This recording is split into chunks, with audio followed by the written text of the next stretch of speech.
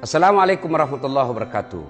Alhamdulillah, salawat dan salam kepada Rasulullah Muhammad SAW. Bismillahirrahmanirrahim.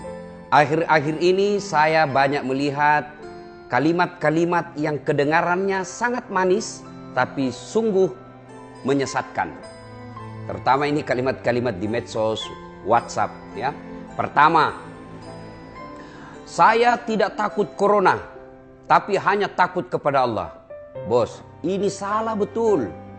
Kalau ini benar, lalu mengapa Rasulullah SAW pernah bersabda, jika engkau melihat penyakit menular, maka berlarilah seperti engkau melihat harimau. Coba bayangkan, saya pernah tanya, kenapa kau berani masuk kalau ada harimau di masjid? Berani Ustadz, karena iman. Salah. Kalau kau dimakan harimau, lalu kau mati, siapa yang melanjutkan risalah Islam? Kalau kau wafat, mati konyol namanya itu. Ada buaya di dalam, kau tahu ada buaya di sungai, lalu kau masuk. Itu bukan orang beriman. Kau bukan hanya takut kepada Allah, tapi itu namanya beleng-beleng. Hindari paham-paham yang menyesatkan seperti ini.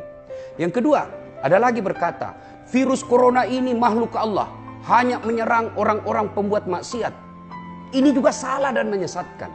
Kalau ini benar, lalu mengapa Mu'adz bin Jabal, sahabat Nabi, kekasih Allah, kekasih Rasulullah, wafat pun pada zamannya karena terserang wabah. Saudaraku, bijaksana menyikapi media sosial, bijaksana dalam menggunakan media sosial, terutama dengan wabah virus corona ini. Jangan anggap remeh. Begitu pentingnya ini sehingga fatwa Majelis Ulama mengeluarkan, kita umat beragama mengikuti fatwa Majelis Ulama, hindari keramaian, bahkan sampai sholat Jumat pun ditunda karena wabah penyakit yang sangat mematikan ini. Ada lagi yang bilang begitu, oh kita tidak mengikuti ulama, kita mengikuti Quran dan Sunnah. Lalu siapa yang tidak mengikuti Quran dan Sunnah? Apa Anda merasa ulama ini tidak mengikuti Quran dan Sunnah? Siapa lagi yang mengkaji Al-Quran dan Sunnah selain ulama? Mereka belajar bukan melalui medsos. Mereka melakukan pendidikan dari jenjang yang sangat rendah sampai ke tinggi. Ulama ini bukan kaleng-kaleng. Ulama adalah orang yang ahli di bidangnya. Dan mereka berkumpul, bermusyawarah, mengeluarkan fatwa bahwa hindari begitu pentingnya. Jangankan wabah, pada zaman Rasulullah hanya hujan keras, lalu tanah becek, azan diganti bukan lagi hayya ala sholat, mari mendirikan sholat, tapi diganti silahkan sholat di rumah masing-masing. Pemerintah sudah mengeluarkan hindari berkerumun, tinggallah di rumah, kerjakan pekerjaan kantor di rumah. Kenapa? Karena ini virus sangat mematikan. Sekali tertular sangat susah sembuh. Kenapa? Karena sampai sekarang ini belum didapati antivirusnya. Maka saudara, jangan anggap remeh. Mari kurangi beraktivitas di luar.